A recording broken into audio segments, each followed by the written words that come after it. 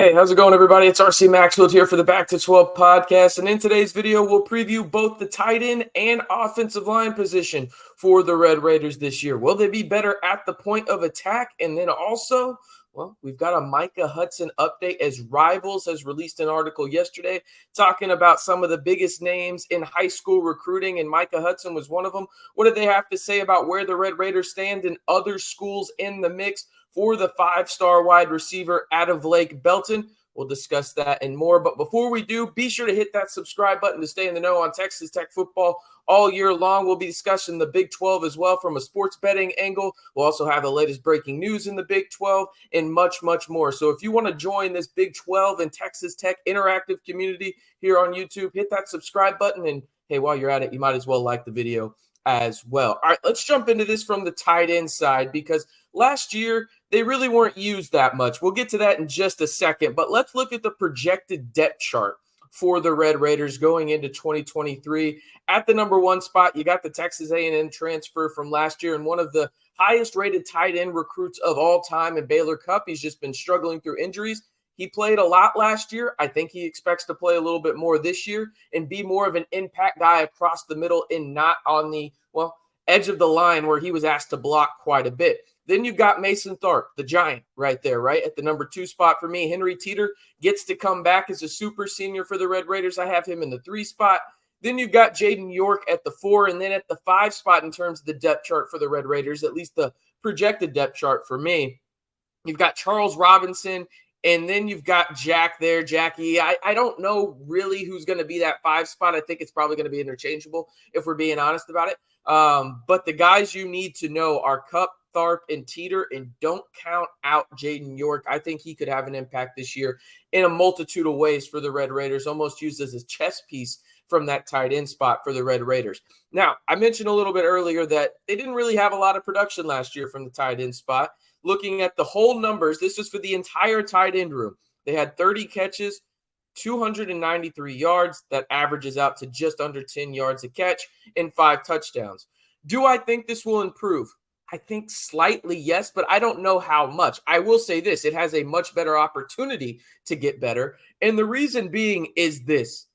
Listen, they're not going to have to block as much. I think the offensive line will be better, and we'll talk about that a little bit more here in a bit.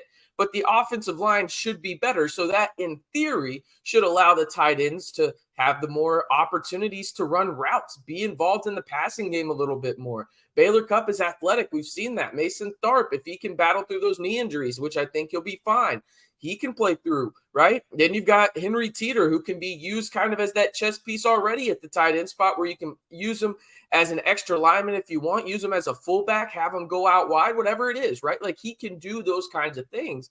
And I like Jaden York's skill set as well. So I expect them to be used a little bit more. So when I look at it, again, I don't think it's one of those things where they're not going to be asked to block at all, right? Like, I think Baylor Cupp and Henry Teeter, Mason Tharp, those guys are going to be asked to block because they're pretty damn good blockers on the edge of the line. And sometimes you want to have an extra blocker when there's a blitz or whatever it may be for the offensive line to be helped out a little bit. But I do think there's going to be more opportunities when it's all said and done for these tight ends to be more productive in the passing game for the Red Raiders in 2023. Listen, if you want to see more Big 12 and Texas Tech videos here on the channel, simply like the video. Let us know that you like what we're doing here at the Back to 12 podcast channel. And don't be surprised if here in a couple weeks, I'm dropping a little hint right here midway through the video for those that watch. If there's a new logo, maybe some rebranding here on the Back to 12 podcast. So if you haven't already, hit the like button. And while you're down there, hit the subscribe button as well. All right, let's jump into the offensive line now, because I'll just jump right to it. I think this is going to be the most improved unit on the Texas Tech roster. And I think there's a reason for that, is because I think this was arguably the worst position group, obviously on the offensive side, right? But maybe on the team in general last year. And I think that they have just vastly improved. So let's talk about the projected depth chart in terms of who's starting on the offensive line, the starting 5, and some key pieces that are going to be depth pieces for the Red Raiders. And that's something that Texas Tech has not had a lot of in terms of guys you trust as viable depth pieces for the offensive line if injury happens. All right, we're going to start from left and go right. We'll have Monroe Mills at the left tackle spot. We'll talk about him a little bit more here in the video. Then you've got Cole Spencer. We'll talk about him a lot here in just a second. Then Rusty Stats. You got Dennis Wilburn and then Caleb Rogers. So from left tackle to right tackle, it goes Monroe Mills at left tackle, Cole Spencer at left guard, Rusty Stats at center. Dennis Wilburn moves from center to right guard, his more natural position, and then Caleb Rogers is at right tackle. When it comes to the depth pieces, you've got Jacoby Jackson. He started 6 games last year and played in 12 of 13 for the Red Raiders. You've got Ty Buchanan, the guy that transferred from USC. He's battling through injuries, but he will be back at camp starting today, Tuesday, August 15th, in terms of ramping it up and getting ready for the 2023 season. Then also a guy like Landon Peterson, who really can just move around, right? Like he's like that chess piece on the offensive line where if you need him at left tackle, got a little bit of experience there. Left guard, a little bit of experience. He's just kind of done a little bit of everything in his time out in the 806, right? I mentioned it just a little earlier.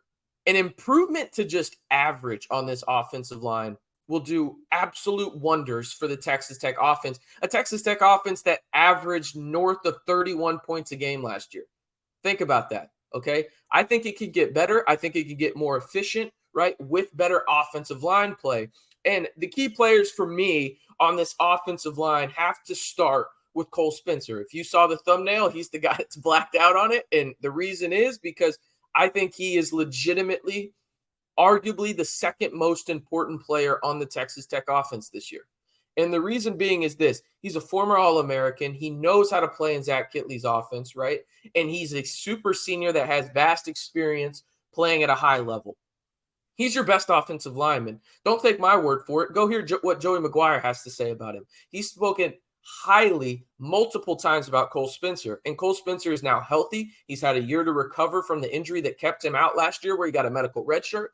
This will be his only season in the Scarlet and Black. And I expect him to show out and be an all Big 12 type of offensive lineman for the Red Raiders. Now, next to him is a teammate that, well, is a teammate on the Red Raiders, but a former teammate of his too, down over on the mountaintop at Western Kentucky for the Hilltoppers, right? I guess it's not a mountaintop. I guess it's the Hilltop. Anyway, it doesn't matter. But I do think Rusty Stats is going to be arguably your second best offensive lineman. And the reason being is this.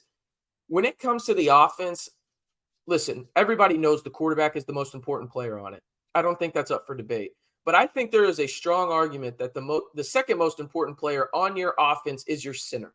And the reason being is this. Yes, the quarterback has to look out and see what the coverage is and everything like that. But the center is the one that communicates to the offensive line where rushes are coming from, right? What is the point of attack for the defensive line? And he gets everybody in order. Rusty Stats has proven he can do this at a high level. He's a guy in Conference USA that has made multiple first-team all-conferences out there, and he's a guy that knows this Zach Kittley offense, much like Cole Spencer. He's going to come in. He was a mid-year enrollee. He got to Texas Tech, went through spring camp. I think him and Tyler Shuck are going to be on the same wavelength. They're both experienced guys. Both are going into their 6th year of college football, right? So I think when you look at that, that's one reason that I'm super excited about this offensive line. The next reason, I guess technically there was 2 in the Western Kentucky guys, but the next reason is Monroe Mills. When I look at Monroe Mills and I watched him play, remember, he was at right tackle for a lot of times last year. I think he's a left tackle through and through. I'm glad to see him on the left side of the offensive line. If he can stay healthy, I think he is a stable building block for the Red Raiders. And by the way, shout out to Monroe Mills. He just got his degree, as well as Baylor Cupp. So shout out to those guys for going to practice and then literally walking across the stage 3 hours later for the Red Raiders. Awesome to see right there. But I do think Monroe Mills is a building block type guy, and I think he could thrive in this Zach Kittley offense at his more natural position. When it comes to the depth guy, the guy to watch is Jacoby Jackson. Again, 6 starts last year, played in 12 of 13 games. He's a guy that can be moved along that offensive line, probably going to stay more in towards the interior of it in terms of left, center, and right guard. But it is nice to have a guy like that that has sizable experience and is a 6'6", 300-pound guy that you can put at multiple positions and maybe move Dennis Wilburn if you need to center and whatever it may be. Nice to have that versatility on the offensive line if you are the Red Raiders. Now, I want to ask you guys this, and I don't have it at the bottom of the screen, but I want you to answer the question anyway. It'll be the pinned comment down below. Will the Texas Tech offensive line actually be this improved in 2023? Just a Y for yes or N for no. Maybe I'm too high on them. I love the additions of Cole Spencer actually being healthy, Rusty Statson, the moving of the guys in terms of the pieces that were on last year's offensive line to more natural spots. But you tell me, will the Texas Tech offensive line be more improved in 2023? All right, before we get out of here, I know some of y'all are sticking around for this Micah Hudson update. All right, Rivals does a Rivals Rankings Week 5-star countdown for the 2024 class. They give little blurbs about guys in terms of uncommitted and whatever it may be. Right now, according to Rivals, Micah Hudson is the highest ranked recruit not committed. So there's that.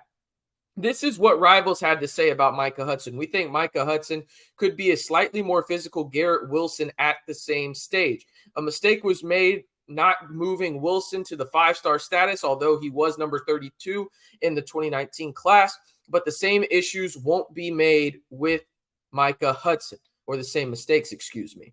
He was electric speed, but he's also a smooth route runner who has a phenomenal hands and concentration to bring in every ball thrown his way. When it comes to the Texas Tech update, they say this: Texas Tech remains the front runner for the Temple, Texas, Lake Belton standout, and he still hasn't made his commitment right now. And Texas A&M, Texas, and Oregon are in the picture, although it seems like it's going to come down to those trifecta of Texas schools, with Texas Tech currently being in the lead. Listen, this process is going to drag out, and he's kind of hinted at that, but there were also whispers that maybe he would commit early. But Texas Tech is in a good spot for Micah Hudson, right? And I truly think this could come down to maybe he commits during the season, but when it's all said and done, this legitimately is going to come down to the early signing period in December. And once you get his name on the dotted line for any of the three schools, whether that's Texas Tech, Texas A&M, Texas, this recruiting battle is not going to be over until the pen finally hits paper and he finally sends